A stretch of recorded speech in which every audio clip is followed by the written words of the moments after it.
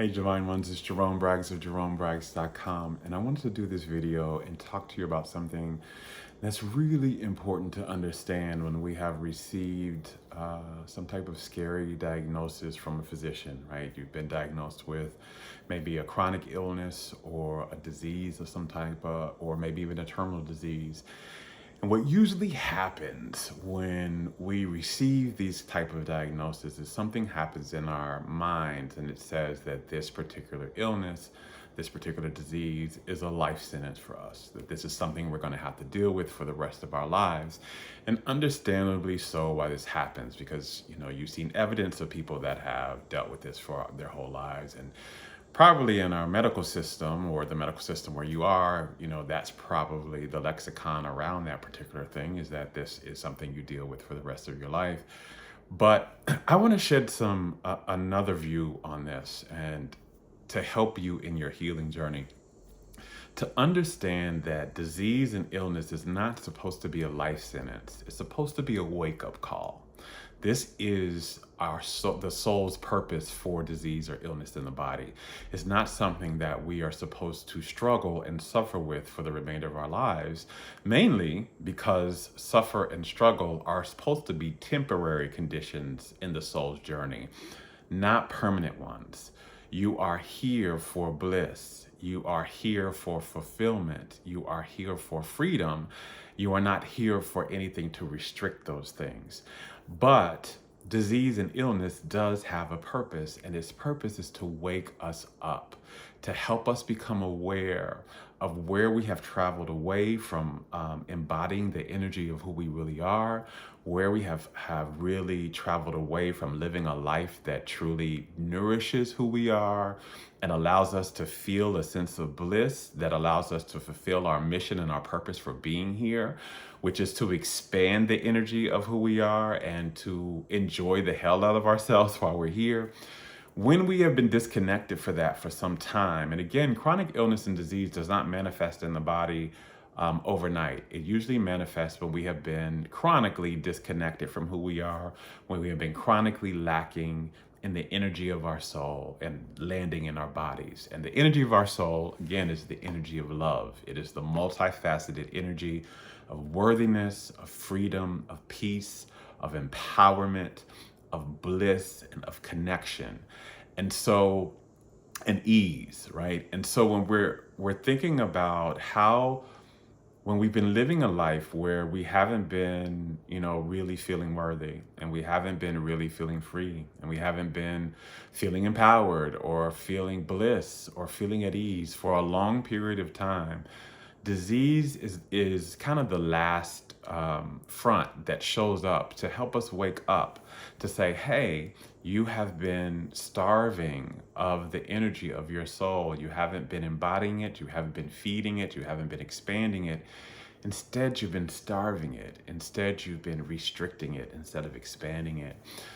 Instead of bringing it home in the body, you've been traveling away from it.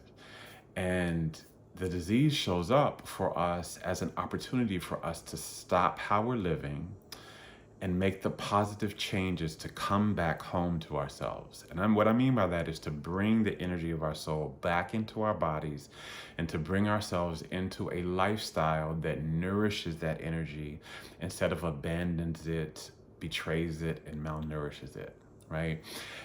And when we do this, right, when we do the work of bringing our soul's energy back in our body, this is how we begin the healing process. And the healing process is so much more than just, what type of foods we're eating, right? What type of diet we have.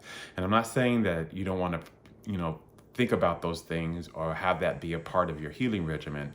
I'm just saying the big part of truly healing ourselves when we have gotten a diagnosis of disease or chronic illness is to look at your consciousness, your energy, and your lifestyle.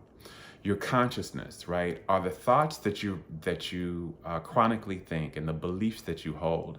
Are they nourishing you? Are they feeding you? Or are they really malnourishing you? Are they starving the energy of your soul, or are they feeding it? And I did a video on that. I think it was the last video I did here, called "Is It a Limiting Belief or an Unnourishing One?" So if you want to learn more about that, you can check out that video. But that's a big part of what our healing journey is about, and what a disease comes to wake you up to is that you have been holding too many unnourishing beliefs for too long, and it is time for you to shift those and change those into nourishing ones instead. The other thing is your energy, right? So our body, the health state of our body is a reflection of our consciousness and our vibration. And a lot of times we hold a vibration that does not cultivate or foster or nourish health and wellness. Instead, it cultivates illness because it robs the body of the energy of the soul some type of way. Things like shame, things like fear, things like a lot of resentment, things like depression, things like feeling in bondage or suppressed for so long, oppressed for a long time. These are a lot of energies that we can hold that when you are wanting to heal yourself, you're going to have to shift those energies. You're going to have to learn how to, instead of feeling in bondage, you're going to have to start to learn how to feel free. Instead of feeling unworthy and ashamed, you're going to have to start to feel worthy and appreciative and acceptance of who you are and your body or whatever it is that you have that energy around. Instead of feeling, stressed, you have to learn how to feel relaxed and at ease. So this is the other aspect of work. And I did another video as well that talked a little bit more about this, about our bodies, the health state of our body is a reflection of our consciousness and our vibration. You can check that video out if you want to learn more about that as well. So consciousness and energy, but also lifestyle. We are here to live lives that feed us, that really breathe life through us, that make us feel alive, that taste delicious to us. That is why our soul is here. And when we've been living lives that are robbed of our passions, when we've been living lives where we only occasionally, rarely have fun, when we're living lives where we don't have a consistent and healthy relationship with pleasure, when we've been living lives where we're not happy, and we've been doing this chronically, that starves the body of the energy of bliss, which is a part of the energy of the soul. And the disease, if we do that long enough, for many of us, we've been living for that, have manifested a chronic illness or disease. When you really take a step back and you look, you can see you weren't happy for a very long time. You had moments of happiness, but happiness, bliss wasn't your chronic state of being. And in order to heal, you've got to make shifts, radical shifts sometimes, to change your lifestyle so that it is a life that fuels and feeds and nourishes the feeling of happiness within you, of bliss within you, of joy, of fun, of pleasure. And when we make these shifts in our consciousness, in our energy, in our lifestyle, this begins to bring the body, the energy of our soul fully into our body, and it begins to nourish that energy so that energy expands. And that embodiment and that expansion is actually what ends up healing the body. This is the wake-up call that disease comes to bring to us. It says, hey, it's time to stop what you're doing and become aware of where you've been starving yourself of the energy of who you really are. It's love, the essence of your soul, and make the necessary positive, oftentimes radical changes around your consciousness, your energy, and your lifestyle to bring the energy of your soul, to bring the energy of love back into the body and expand it like you always intended when you chose to incarnate into this lifetime. Remember, we are love. We are here from love. We came from love.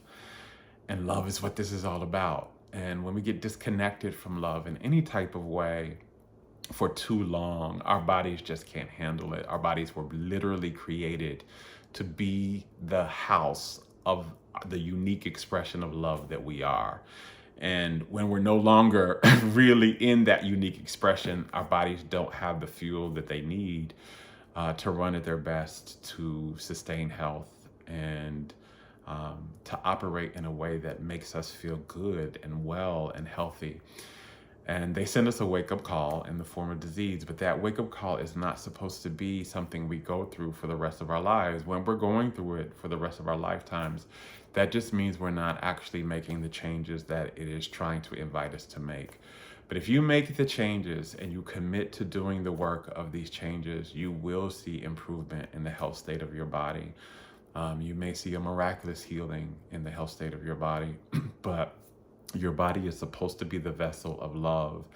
And when we have been journeying in a way that it no longer is carrying love, but it's carrying something else like shame or fear or resentment or,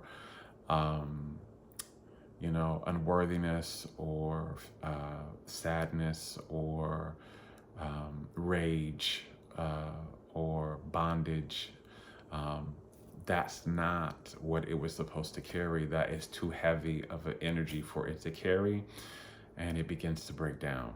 So it's just not breaking down for the rest of your life. It's supposed to just break down for a short period so you can stop and do what you need to do to bring the energy of love back into your body and nourish it well.